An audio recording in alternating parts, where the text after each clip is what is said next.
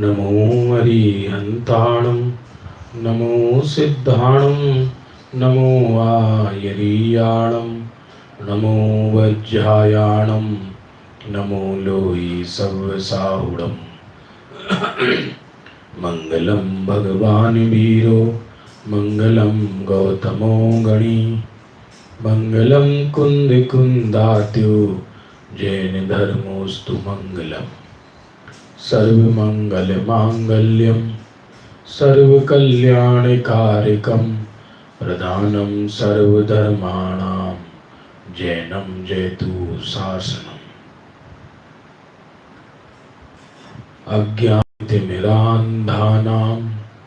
ज्ञानाञ्जनशलाकया चक्षुरुन्मीलितं येन तस्मै श्रीगुरुवे नमः। आत्मा ज्ञानं स्वयं ज्ञानं ज्ञानात् करोति किं परिभावस्य कर्तात्मा मोहोऽयं व्यवहारिणः।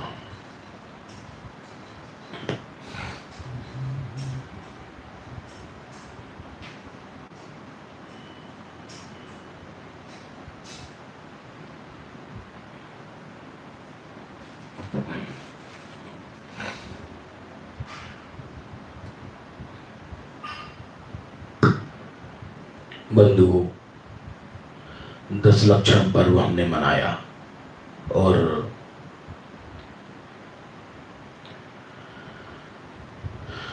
पर्व के बाद व्यक्ति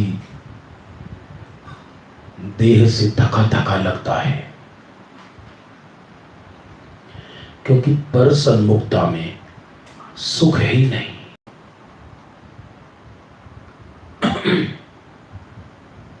ये तो अंदर के आनंद की बात है।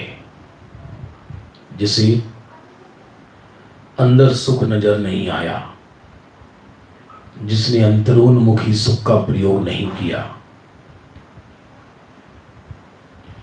बाहर में वह जीव कितनी भी उत्सव मनाए, उन उत्सवों में भी थकावट है, उत्सवों में भी थकावट है बंधुओं।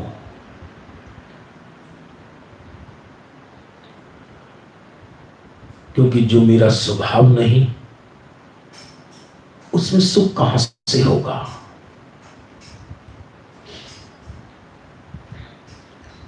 आत्मा शुभाशुभ भाव में अनंत काल तक नहीं रह सकता। क्रिया तो मेरा स्वभाव ही नहीं, लेकिन अज्ञान से जो शुभाशुभ भाव होते हैं उनको भी करने का अभिप्राय ज्ञानी का नहीं है। पर्व में तो विशिष्ट आत्मा का प्रेम उग्र होता है। पर्व के अंदर आत्मा का प्रेम उग्र होता है। मुनि बनने की भावना आती है, जगत से विरक्ति बढ़ती है,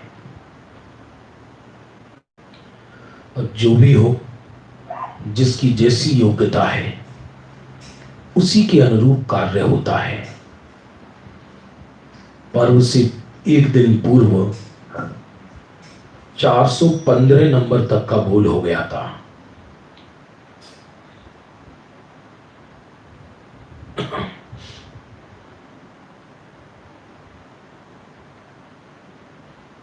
चार सौ 15 तक हो गया था।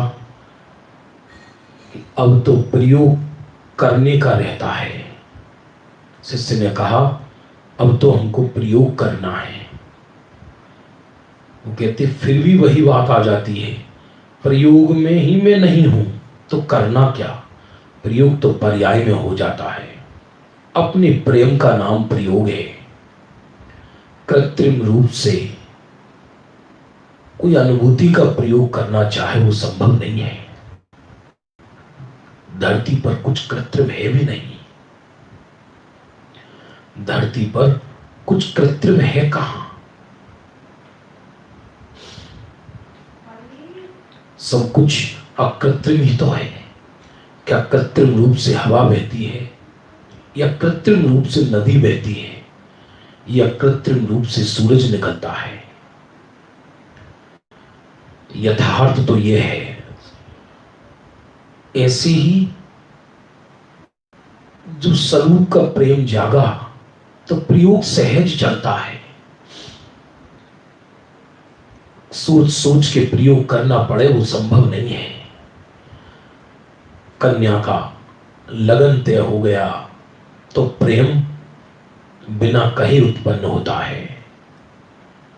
उसे कोई टाइम टेबल नहीं बनाना पड़ता इसके लिए कि मैं प्रेम कब करूंगी। स्वयं चित्त में प्रेम दौड़ता है।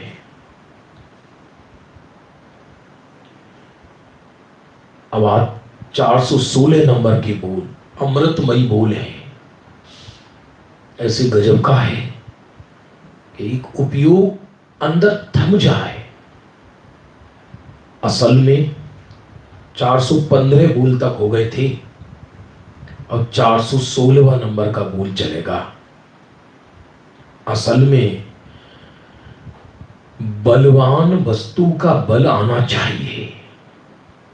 बलवान वस्तु का बल आना चाहिए। बलवान कौन? बलवान में। दूसरों पर अधिकार करने के लिए नहीं। हमारा सारा बल पर सन्मुखता में खर्च हो जाता है। सारा बल चर्चाओं में चला जाता है। सारा बल सुनने सुनाने में चला जाता है। बलवान का बल आना चाहिए। कितना गजब का बोल है 416। असल में बलवान वस्तु का बल आना चाहिए। बलवान वस्तु का बल आना चाहिए अर्थात मैं अनंत बल युक्त हूं और मेरे बल की रचना स्वरूप की रचना में निमित्त होती है। अनंत वीर है ना आत्मा में। 47 शक्तियों में पढ़कर आई हम। 47 शक्तियों के अंदर कि जो स्वरूप की रचना करे वो अनंत वीर रहे। स्वरूप की रचना करे वो अनंत वीर रहे। अनुभव की रचना करे, ज्ञान की रचना करे वो अनंत वीर रहे। और जब बलवान का लक्ष्य होता है तो स्वरूप की रचना स्वयं हो जाती है। कभी शांति से विचार कर देखो, हमारा कहां बहता है, हमारा उपयोग कहां जाता है, हमारा सारा परिश्रम कहां नष्ट होता है। भूस को ढोने में कितना भी परिश्रम कर ले, इधर से उधर भूस को ढोता है। गोदाम के गोदाम भर दिए, मालूम पड़ा 2-4 हजार रुपये भी नहीं मिलेंगे, तो परिश्रम व्यर्थ गया ना।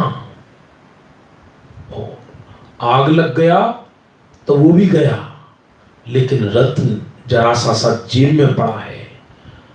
परिश्रम कुछ नहीं और धनवान ही धनवान। ऐसी बाह्य परिश्रम की चर्चा नहीं है ये। यदि स्वरूप सन्मुख होने में परिश्रम लगे बंधुओं, यदि स्वरूप सन्मुख होने में परिश्रम लगे, श्रम शब्द पसीना का द्योतक है। आप देख लिए भगवान की 46 गुणों में लिखा भगवान श्रम रहित हैं। श्रम माने पसीना रहित हैं। श्रम शब्द पसीना का द्योतक है। तो जो पर्याय अंदर समा रही है वो परिश्रम पूर्वक समा रही है। तो जो खुद ही दुखी है, दुख की अनुभूति पूर्वक अंदर समाने वाली पर्याय को सुख कहां से मिलेगा? यहां तो कहते हैं हर्षित होकर पर्याय अंदर समाती है, शोकाकुल होकर पर्याय अंदर नहीं समाती। बलवान का बल आना चाहिए।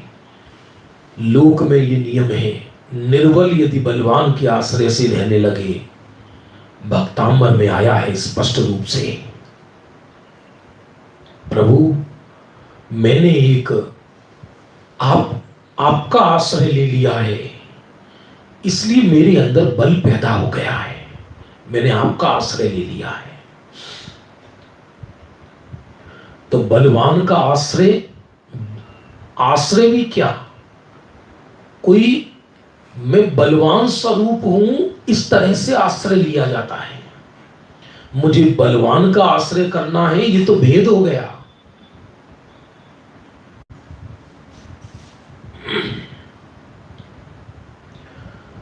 चक्रवर्ती की रानी बन गई हो यदि वो चक्रवर्ती की रानी, तो उसी चक्रवर्ती के बल की फीलिंग होती है।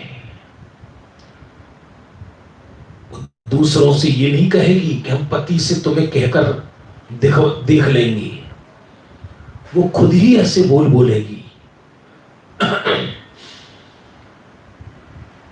आगे देखिए 417 नंबर बोल। दरअसल ये मक्खन है अध्यात्म का, ये बिल्कुल आनंद भोगने की चीज। विकल्पात्मक आनंद भी अध्यात्म का कैसा होता है, इसकी झलक द्रव्य दृष्टि प्रकाश में मिलती है। द्रव्य दृष्टि प्रकाश में विकल्प दुख रूप लगना चाहिए, यह भी नास्ती है। अस्थि में तो मैं सुख से भरपूर हूं, सुख की खान हूं। ये 417 नंबर का बोल।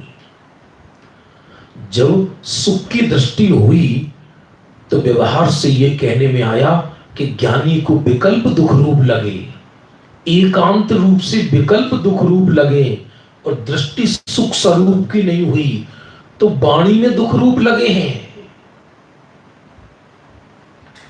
विकल्प करने का अभिप्राय कहां छूटा है? विकल्प तो होंगे, 10वें गुण स्थान तक रागात्मक विकल्प होते हैं, लेकिन विकल्पों में सुख बुद्धि चौथे ही गुण स्थान में खत्म हो जाती है और अपने अंदर सुख बुद्धि आ जाती है। इधर सुख बुद्धि आई तो दृष्टि इधर हो जाती है। दृष्टि और दृष्टि का निधान, मैं दृष्टि का निधान हूं। इधर दृष्टि हुई, इधर यदि दृष्टि हुई बंद हो तो विकल्प दुख रूप भाषित हुआ। ये ज्ञान की तरफ से कहने में आया।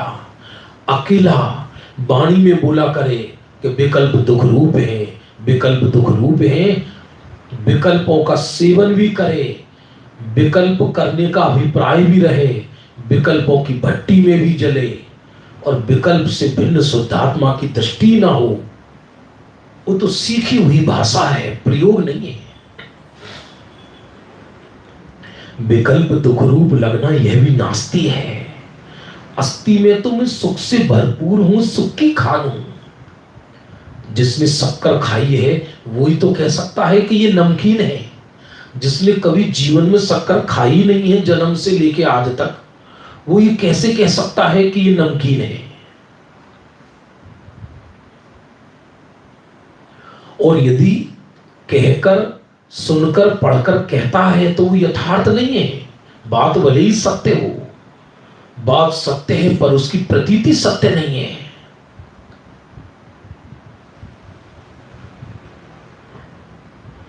इन विकल्पों से दूर, सब संकल्पों से दूर, आत्म ध्याना जरूर हो, जरूर हो, जरूर हो, जरूर।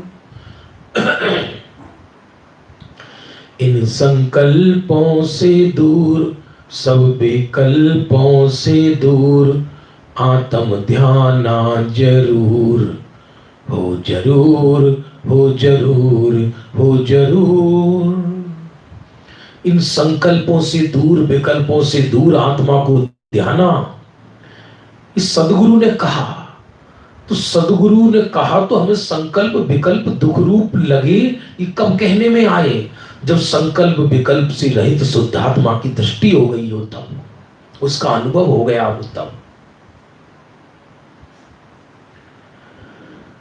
विकल्प दुख रूप लगना यह भी नास्ती है। अस्थि में तो मैं सुख से भरपूर हूं, सुख की खान हूं। अस्थि में तो मैं सुख से भरपूर हूं, सुख की खान हूं, मैं एकमात्र सुख की खान हूं। 47 शक्ति आपने सुनी, मेरे अंदर सुख शक्ति है, दुख शक्ति नहीं है। अरे जब मेरे अंदर दुख शक्ति नहीं है तो दुख किसकी पर्याय है? दुख किसकी पर्याय है? सुख शक्ति की पर्याय दुख नहीं हो सकती। ये तो सुख शक्ति की पर्याय, विपरीत रूप पर्याय दुख है। ये व्यवहार का कथन है।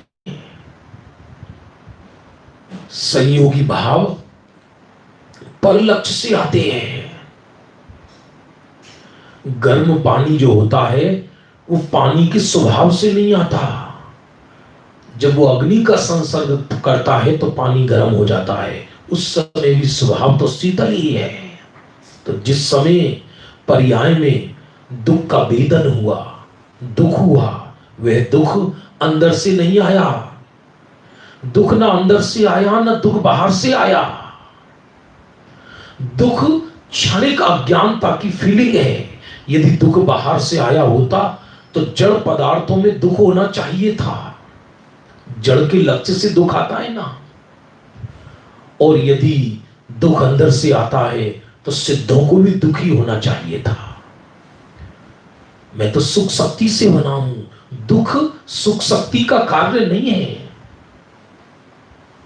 भले ही सिद्धांत में यह कहा जाता है कि दुख सुख गुण की विभाव पर्याय है, क्योंकि किसका परिणमन है ये कहा तो जाएगा, कहा तो जाएगा।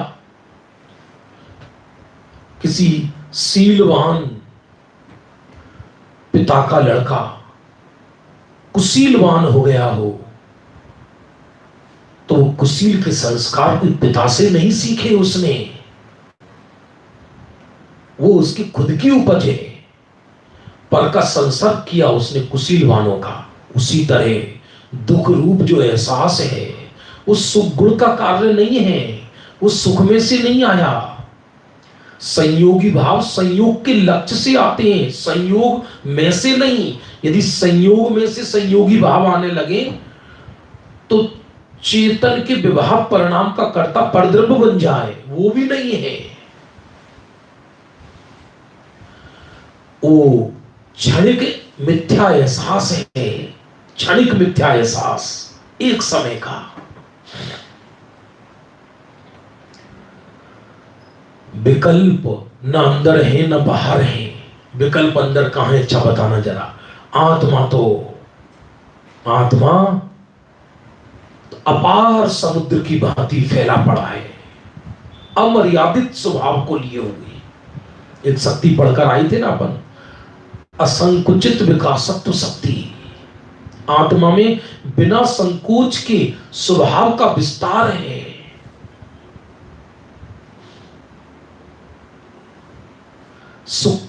मैं सुख से लबालब भरा पदार्थ हूं। और जब तक सुख की दृष्टि नहीं होती तब तक कोई ये कहे कि हमें विकल्प दुख रूप भाषित होते हैं, ये नास्ती है। अस्थि में तो मैं सुख से भरपूर हूं, सुख की खान हूं।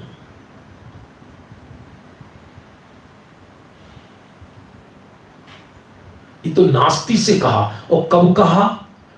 कि जब सुख स्वरूप का अनुभव हो गया, सुख स्वरूप का अनुभव हो गया तो ज्ञान तो स्वपर प्रकाशी है।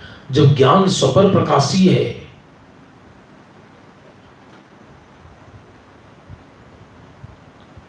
जब ज्ञान स्वपर प्रकाशी है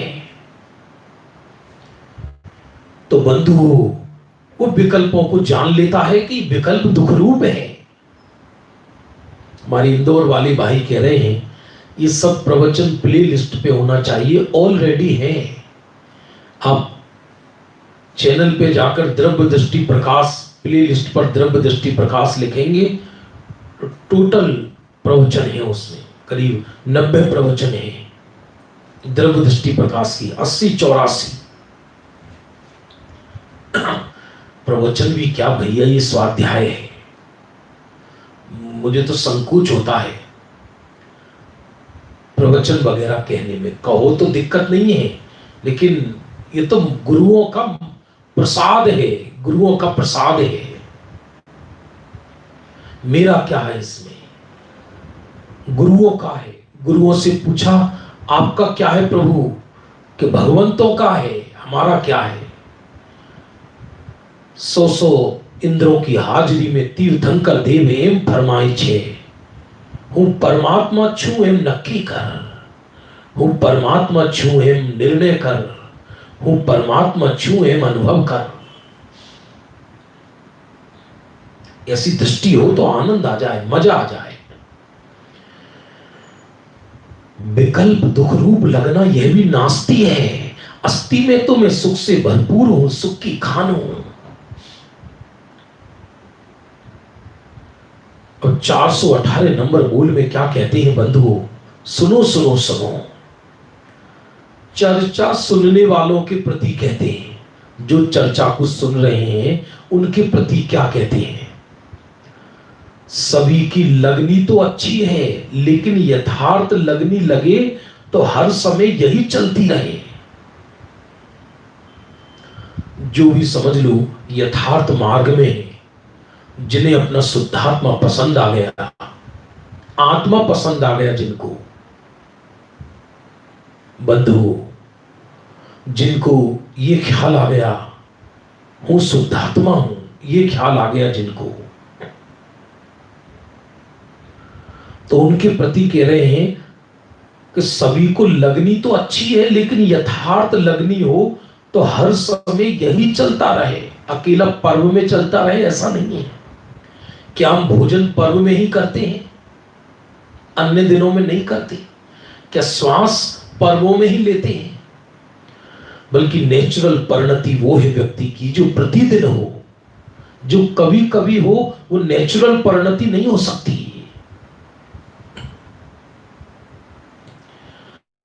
जो कभी कभी हो वो नेचुरल परिणति नहीं हो सकती बंधुओं। जो प्रतिदिन हो वही मेरा स्वभाव है। कभी कभी हो वो मेरा स्वभाव नहीं है।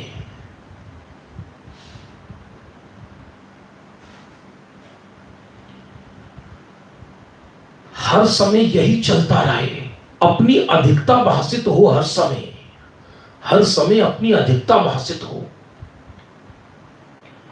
कितना समय चला जाए मालूम ही नहीं पड़े। स्वभाव में अनंत काल तक रह सकता है जीव। सकने का क्या स्वभाव बात है? मैं स्वभाव स्वरूप हूं ना। सोने पनी में कितने काल तक रह सकता है? स्वर्ण पनी में कितनी काल तक रह सकता है? कि स्वर्ण पनी में अनंत काल तक रह सकता है, क्योंकि स्वर्णत्व उसका स्वभाव है, पीलापना उसका स्वभाव है। आत्मा ज्ञायक बनकर कितने काल रह सकता है? कि अनंत काल रह सकता है। और आत्मा रागी बनकर कितने काल रह सकता है? कि एक समय नहीं रह सकता। आप कहोगे है तो संयम रागी, आत्मा कहां है रागी? त्रिकाल स्वभाव रागी कहां है बंधु? हेलो, बीच में ये क्या है, कभी कभी नेट की गड़बड़ हो जाती बंधुओं। सुनो सुनो सुनो, बीच में आज गड़बड़ हो गई।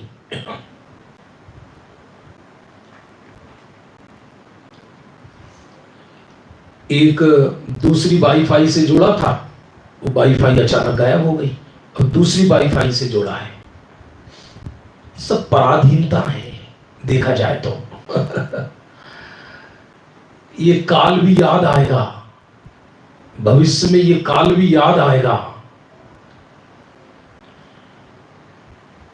बात क्या चल रही थी कि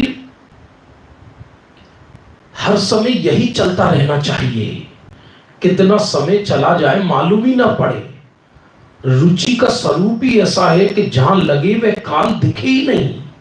किसी को ये लगता ना, अरे इतना काल बीत गया। ध्यान देना, शुभाशुभ भावों में ऐसा नहीं है। वहां आपको समय देखना पड़ेगा।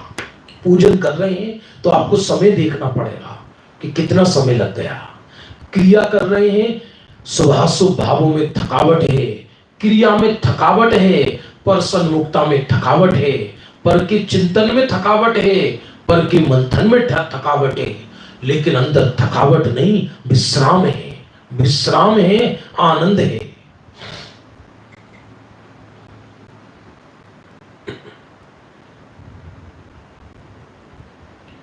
इसलिए जहां, यदि आत्मा में जहां रुचि हो वहां काल नहीं दिखता, काल नहीं दिखता वहां जहां रुचि हो। एक ज्वारी जुआ खेलता है, सुनना बंद हो, एक ज्वारी जब जुआ खेलता है तो आप देखेंगे ज्वारी लोगों का व्यसन, सुबह के बैठते हैं बिना नहाए धोए चाय पीकर और 6-6 घंटे निकल जाते हैं। जहां रुचि हो वहां समय दिखाई नहीं देता बंधु, जहां रुचि हो वहां समय दिखाई नहीं देता। इसलिए आत्मा में मैं अनंत काल तक रह सकता हूं, मैं आत्मा में अनंत काल तक रह सकता हूं, क्योंकि वो मेरे रुचि, जहां लगे वहां काल दिखे ही नहीं, वो सच्ची रुचि है। हम तो पर्व चला गया, व्यक्ति अंदर से तड़प रहा है, व्यापार में कैसे लगूं, धंधों में कैसे लगूं, आग में जलना चाहता है। श्रीमद जी कहते हैं अरे जीवन तो केवल छाछ और रोटी से चल जाता है। छाछ और रोटी कहा, छाछ और रोटी, दाल रोटी भी नहीं कहा, छाछ और रोटी कहा। श्रीमद जी का एक वाक्य है, यदि तुम्हारे पास छाछ और रोटी का इंतजाम है तो अधिक प्रवृत्ति में मत पड़ना, पाप की पोटली उठाकर कहां लेकर जाओगे।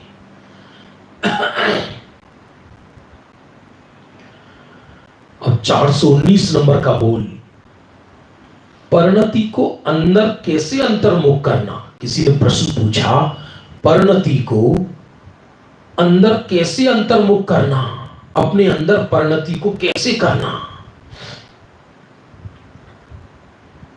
परिणति को अंतर्मुख कैसे करना।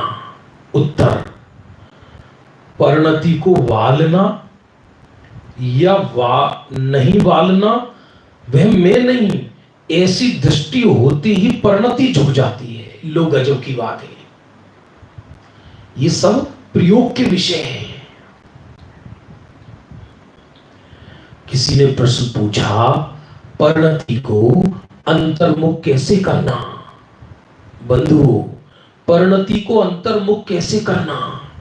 आचार्य ये उत्तर देते हैं, सोगानी जी साहिब ये उत्तर देते हैं कि अरे परिणति को कहां करना ये मेरे हाथ में ही नहीं है। ये श्रद्धा ही झूठी है, ये श्रद्धा ही विपरीत है कि मैं परिणति अंदर में लाऊं। परिणति तो पर्याय है।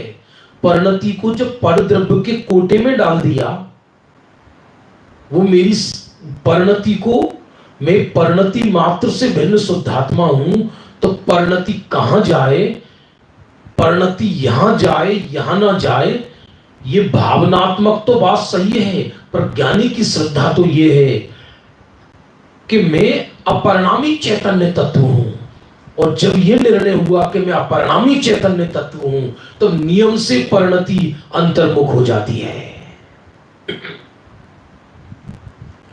तो नियम से परिणति अंतर्मुख हो जाती है। बंधु, समझ में आ रहा है नहीं आ रहा।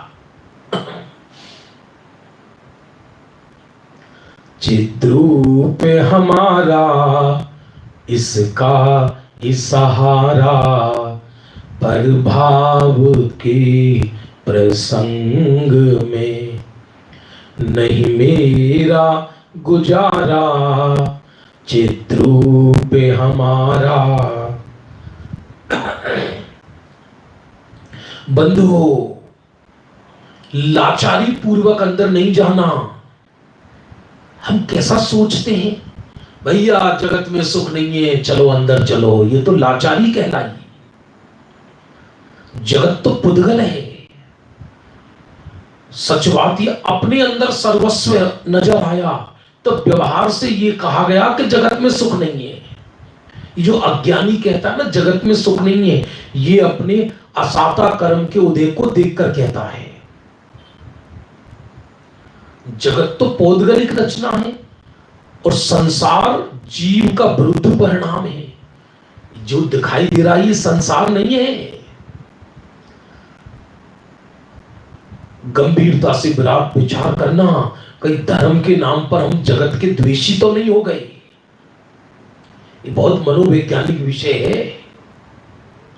कहीं धर्म के नाम पर हम जगत से द्वेष तो नहीं करते, अध्यात्म के नाम पर चिड़चिड़े तो नहीं हो गए। जगत तो जगत में, जगत तो सुंदर है, जगत में ना सुख है ना दुख है। पर द्रव्य में मेरा सुख दुख कहां से होगा? अच्छा बताना जरा। दीवारों में सुख दुख कहां से होगा? जगत में तो दुख है, जगत में तो दुख है, ये बात कहां से बोल रहे हो भाई? जगत में दुख है बताना जरा, कहां है? कौन से जगत में? पत्तों में दुख है, पेड़ में दुख है, जीव के अज्ञान में दुख है, जीव की क्षणिक पर्याय में दुख है। वो भी क्यों है? क्योंकि है तो सुख स्वरूप और उस सुख स्वरूप को स्वीकार नहीं करता, बस यही दुख है। जगत में दुख नहीं है, फिर से सुनना। परद्रव्य तो परद्रव्य है। परद्रव्य को गेय कहा अध्यात्म में, हेय नहीं कहा। फिर से सुनना, इस तत्व की बड़ी भारी भूल हो जाएगी। स्त्री पुत्र मकान दुकान कुटुंब सब दुखदाई है, नहीं, ये तत्व ज्ञान नहीं है। ये व्यवहार का कथन है। स्त्री पुत्र मकान दुकान तो परद्रव्य है। परद्रव्य मुझे कोई दुख कैसे दे सकता है? लोक दुख का कारण नहीं, संसार दुख का कारण है। लोक और संसार में अंतर है। संसार जीव के अज्ञान को कहते हैं, ना कि रचना को। पर आपका घर मकान दुकान बीवी बच्चे ये लोक है, ये संसार नहीं है। संसार उनके प्रति आपका जो राग द्वेष है उसका नाम संसार है। जगत की कोई रचना न सुखकारी है न दुखकारी है। एकत्व निश्चय को प्राप्त समय जगत में सर्वत्र सुंदर है। तीसरी गाथा पढ़ी ना। इसलिए हमें धर्म के नाम पर जगत से द्वेष हो जाता है। हम धर्म के नाम पर उपदेश देने लगते हैं। बंधुओं बंधुओं, काय का उपदेश? कैसा उपदेश? प्रश्न तो वहीं का वहीं रह गया कि परिणति को अंदर कैसे वालना, परिणति को अंतर्मुख कैसे करना। तो आचार्य कहते हैं परिणति में हुई नहीं तो वालने का सवाल ही कहां है। परिणति तो अपनी योग्यता से जहां जाएगी वहां जाएगी। अस्थिरता के काल में बाहर भी जा सकती है। ज्ञान चारित्र की परिणति, श्रद्धा ने यह स्वीकार कर लिया कि मैं तो परिणति रहित शुद्धात्मा हूं, समझना, और मैं परिणति रहित शुद्धात्मा हूं। ऐसा दृढ़ निर्णय होते ही परिणति अंतर्मुख हो जाती है। परिणति में छेड़छाड़ करने से परिणति बिगड़ जाती है।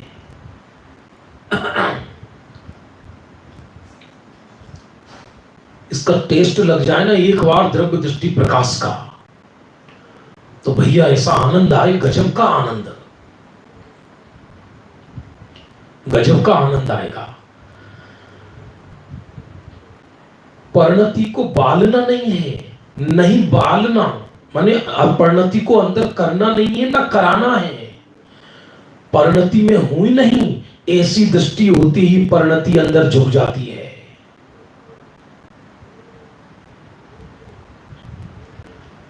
उपयोग में उपयोग है, पता ना, चैतन्य के दर्पण में, आनंद के आले में, चैतन्य के दर्पण में, आनंद के आले में,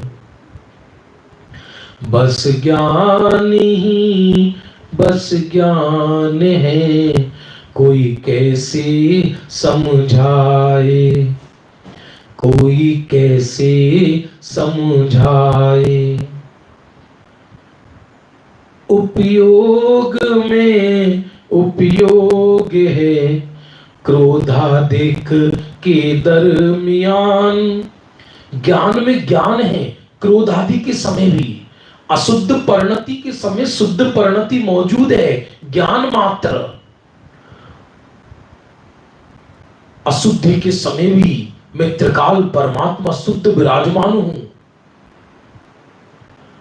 अशुद्धि के समय भी बस ये स्वीकार करना कि मैं तो त्रिकाल शुद्ध चैतन्य परमात्मा हूं। बस ये निर्णय होते ही परिणति अंदर झुक जाती है। प्रश्न क्या था कि परिणति को अंदर कैसे लाना। परिणति अंदर आए, ये भी परद्रव्य से छेड़छाड़ की वृत्ति है, ये भी संकल्प विकल्प है। परिणति अंदर कैसे आए। चरणानुयोग की भाषा में, भावनात्मक भाषा में व्यवहार से कहते हैं, वो बात अलग है, पर प्रयोग क्या है परिणति के अंदर आने का कि मैं एक त्रिकाल चैतन्य परमात्मा हूं, मैं ये हूं, एक गायक भाव छू। छठी गाथा, न मैं प्रमत्त हूं न अप्रमत्त हूं, ऐसा निर्णय होते ही परिणति अंदर आ जाती है। 420 नंबर का बोल। किसी के भी प्रति अनहद प्रेम हो तो खुद को ही भूल जाते हैं।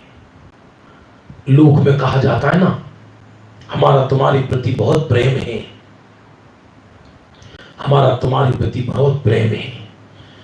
प्रेम दो से नहीं होता कभी। यदि कोई ये कहता है कि दो से प्रेम है तो इसका मतलब एक से भी प्रेम नहीं है। प्रेम का अर्थ इधर श्रद्धा। प्रेम गलियति सांकड़ी, तामे दो न समाए।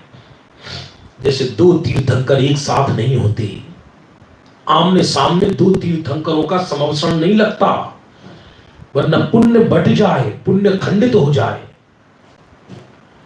तो कोई कहे हम बहुत अत्यंत प्रेम है हमसे, ये सब लोक व्यवहार की झूठी भाषाएं हैं। सत्य तो यह है कि कोई किसी से प्रेम कर ही नहीं सकता। जब ये कहता है जीव अज्ञान में कि हमें तुमसे प्रेम है, उस समय फिर से सुनना, उस समय उसको ये चिंतन है कि इससे मुझे सुख मिलेगा, वो इस चिंतन से प्रेम करता है। अपनी काल्पनिक सोच से प्रेम करता है, और उसकी काल्पनिक सोच में ये बसा है कि इनसे हमें सुख मिलता है। और कहा यह जाता है इनसे प्रेम है। इनसे प्रेम है या पर में जो सुख बुद्धि रूप अज्ञान है उससे प्रेम है। मां बच्चे को प्रेम नहीं करती, अपनी ममता से प्रेम करती है, और ममता में बच्चा बसा है, इसलिए यह कहा जाता है बच्चे से प्रेम करती है। अरे अज्ञानी भी पर से प्रेम नहीं करता, अपनी सोच से प्रेम करता है, और उसकी सोच में पर बैठा है, इसलिए हम कहते हैं पर से प्रेम करता है। किसी के भी प्रति अनहद प्रेम हो तो खुद को ही भूल जाता है। अज्ञानी आज तक अपने को देह मान रहा है, परिणाम मात्र मानता है।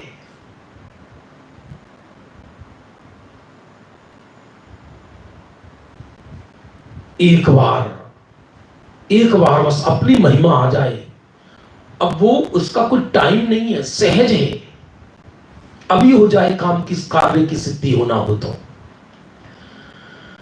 बात सुनते ही चोट लगनी चाहिए, यह भी एक पात्रता है। 421 नंबर का बोल। बात सुनते ही चोट लगनी चाहिए, यह भी एक पात्रता है।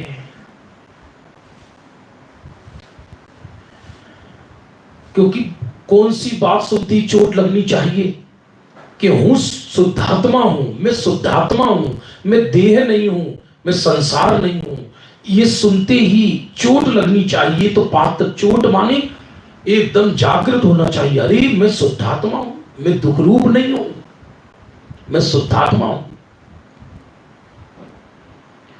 3 मिनट शेष है बंधु, मैं आपसे पूछना चाहता हूं, क्योंकि पर्व के बाद आज प्रथम दिन शुरू हुआ है। कई भाई बहनों का ये कहना है 8:15 से 9:15 बजे तक लीजिए, और किसी का कहना है 8:30 से 9:15 तक लीजिए, या जो पहला समय था 8:15 से 9, क्योंकि पौना घंटा में 5-10 मिनट तो इधर उधर लोगों के जुड़ने में लग जाती हैं। आपका जैसा विचार हो बताना, 8:15 से 9:15 करना है या 8:30 से 9:15। अन्य हमारी गुरुजनों का, विशिष्ट विद्वानों का स्वाध्याय 9:15 के बाद ही शुरू होता है, इसलिए हमने ये समय रखा है। एक बोल छोटा सा ले लेते 2 मिनट का। बोलने में खुद का अभिप्राय आए बिना रहता ही नहीं, दूसरों की बात कहने जावे लेकिन अपना रस साथ में आ जाता है। ये बहुत गजब की बात कही है। भले ही अज्ञानी दूसरे की माने ग्रंथों की बात को बोले, अज्ञानी भले ही ग्रंथों की बात को कहे कि मैं शुद्धात्मा हूं, तो भी अपना अभिप्राय उसका आए बिना नहीं रहता। इसलिए अज्ञानी की वाणी से झलकने लगता है कि इसको द्रव्य दृष्टि है या नहीं है। ये नहीं कह रहे कि वाणी में किसी की द्रव्य दृष्टि हो तो द्रव्य दृष्टिवान ही है, लेकिन व्यक्ति अपनी मचक लगाए बिना नहीं रहता। जिसके अंदर जो बसा है वो उसकी टोन में आ ही जाता है। इसलिए कहा बोलने में खुद का अभिप्राय आए बिना नहीं रहता।